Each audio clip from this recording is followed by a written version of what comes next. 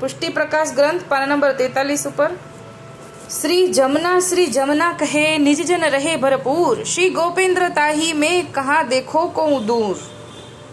આ કડીનો ભાવાર્થ નીચે સમજાવે છે કે શ્રી જમનાજીના નામ સ્મરણમાં જે નિજજન સદા ભરવાળા રહે છે તેના હૃદયમાં જ સાક્ષાત ગોપેન્દ્રજી બિરાજી રહ્યા છે. બીજે કાંઈ દૂર ગોતવા જવાની જરૂર નથી. એટલે કે જમનાજીનું નામ આપણે લઈએ તો ગોપેન્દ્રજી હૃદયમાં બિરાજે. એવા પુષ્ટિ ભગવતીના સંગ અને તેની કૃપાથી ભગવત પ્રાપ્તિના અનેક પ્રમાણ ગ્રંથોમાં આપ્યા છે. તેને જોવાની, વાંચવાની, તેનું મનન કરવાની ખાસ જરૂર છે. આજે તેવા ભગવદીઓ નામ સ્મરણ રૂપે આપણી પાસે બિરાજી રહ્યા છે. તેમની વાણીમાં વિશ્વાસ રાખવાથી અને તેમના ગ્રંથનું અવલોકન કરવાથી જ તેના સંગની પ્રાપ્તિ થઈ ગણાય. એટલે કે ભગવદીની વાણી અને ભગવદીના લખેલા ગ્રંથ એના દ્વારા આપણને આપણે ઠાકોરજી સુધી પહોંચાઈ જશે. એની વાણીમાં વિશ્વાસ તે જ આપણો પ્રેમ તેનામાં રાખ્યો ગણાય. નિષદીને તેનામાં રાખેલ અલૌકિક વાણી રૂપ ગ્રંથનું અવલોકન કરવાથી તેની જેવા ભાવનું દાન થાય. આપણે થોડા સમય પહેલા આવ્યું હતું ને કે બાળલીલાનું અવગાહન કરવાનું ફળ.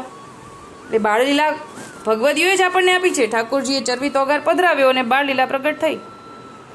તો આ એ વાણીની અંદર અલૌકિકતા એટલું બધું ભર્યું છે કે એનું આપણે અવલોકન કરીએ, એનું શ્રવણપાન કરીએ અથવા તો એનું ગાન કરીએ તો એ બધા ભગવદીના જેવો ભાવ આવે. ભગવદીની વાણી અલૌકિક છે, તે તરે છે અને બીજાને તારે છે. નિત્ય અષ્ટસખા ભગવદીની વાણીનું સ્મરણ ધ્યાન કરવું જોઈએ. ભગવદીના નામ સ્મરણનો અપાર મહિમા આપણા ઘરમાં બતાવ્યો છે. જે નામ માલકા ગ્રંથો રૂપી લખ્યા છે તેમાં ભગવદીના ભાવ, લક્ષણ અને ગુણ અને ચરિત્રનો ઉલ્લેખ કરવામાં આવ્યો છે. તે નામ માલકાના સ્મરણથી આપણા આજ ભગવદીની કૃપાની પ્રાપ્ત થાય છે. શ્રી ગોપેન્દ્રજીના અનન્ય સેવકની નામાલકા જે જરા આપણે જોઈએ, જે હરબાઈ તથા રાઘવજી જાનીએ કરેલું છે કે પ્રણમામી પદ જનવલ્લભી આનંદ પરમ ઉદાર, ઉર્જી ઉર્વર અધિકતા શ્રી ગોપેન્દ્ર ગુણધિ અપાર, મનસા વાચા કર્મણા અને ધરુવો નિશ ધ્યાન, દામ એના નામના રસનાય અમૃતપાન. પરમ આનંદના સાગર અતિ ઉદાર એવા વલ્લભી જનના ચરણકમળને પ્રણામ કરું છું. વંદન કરતા જ મારા હૃદય કમલમાં તેના અધિકતાનું જ્ઞાન થઈ જાય છે. એટલે કે આપણે જ્યારે ભગવતીના ચરણમાં નમન કરી રહ્યા છીએ ભાવથી, ત્યારે જ આપણા હૃદય કમળમાં એની અધિકતાનું જ્ઞાન થઈ જાય. એટલે કે આપણા માટે એ વિશેષ છે એવો ભાવ આવી જાય. તેનું મહાત્મય સમજાઈ જાય અને તેના કારણે સર્વ ગુણના અપાર ભંડારરૂપ ગોપેન્દ્રજીનું ધ્યાન મારા હૃદય કમળમાં થાય છે. તેથી તેવા ભગવદીના નામનું અહનિશ ધ્યાન મન કર્મ વચનથી ધરું છું અને તેના નામનું સ્મરણ કરીને તેનું અમૃતપાન મારા રસનાથી કરું છું. તે જ મારું સાચું જીવનધન છે. આવી અલૌકિક ઉપમા ભગવદીના નામ સ્મરણથી બતાવવામાં આવી છે. શ્રીમદ ભાગવત પુષ્ટિ આપતા એટલે કે એ પ્રમાણ આપી રહ્યા છે. શ્લોક 25માં અધ્યાય 20મો, સંખ્યા 11, અધ્યાય 20મો, શ્લોક 25મો ભગવાન ઉદ્ધવજીને ઉદ્દેશ આપતા કહે છે કે યદિ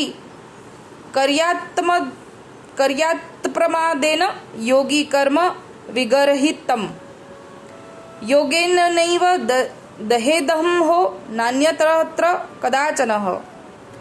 જો પ્રમાદથી કાંઈક પાપ કર્મ થાય તો યોગીએ જ્ઞાનના અભ્યાસથી અથવા તો મારા ભક્તોનો નામ લેવાથી, સ્મરણ કરવાથી તે પાપને બાળવું, પરંતુ કોઈ દિવસ તેને માટે ચંદ્રાયણ વગેરે પશ્ચાતાપો કરવા નહીં.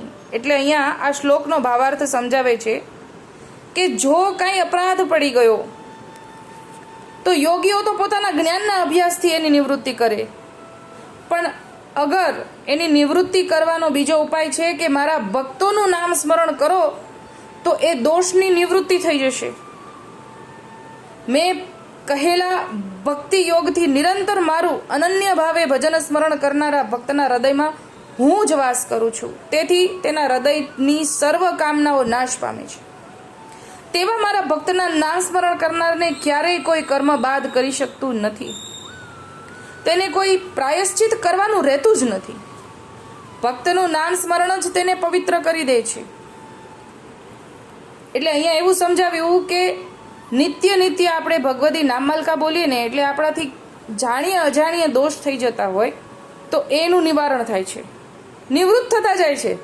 અને સમર્પણ ભાવ આવી જાય ને તો પછી આપણને કર્મ બાદ પણ તો કરતું જ નથી. એ પણ અહીંયા આવી ગયું કે એને કર્મ બાદ કરતું નથી. કેમ કે આપણે ભગવદીઓનું સ્મરણ કરીએ છીએ એટલે સમર્પણ ભાવ પણ આવી જાય, એટલે કર્મ વળગે નહીં અને સમર્પણ ભાવ આવ્યા પછી આપણને દાસ ભાવ પણ આવે. પણ આ બધું એક સત્સંગને આભારી છે. હવે તે બાબતમાં કેટલાક ગ્રંથોના પ્રમાણ અને અવતરણો જોઈએ કે ઉર અંતર ભાવે જે મળે ને ભગવદીઓમાં ભેળો ભળે, મનસે વાસલતા કરે ને સાચે સન્મુખ પગલું ભરે. હાકલની કડી છે. જૈસી સંગતિ વશ પર્યો તૈસી ગતજી હોય, પ્રેમ સુહાગ સંગત બિના અન્ય ઉપાય નહીં કોઈ.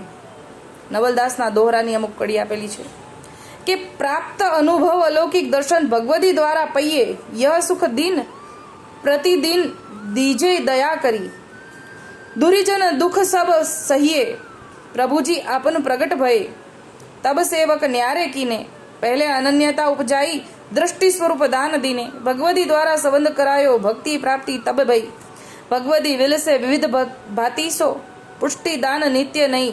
રસસાગર પુરુષોત્તમ પીઠિકાની પણ અહીંયા કડી છે.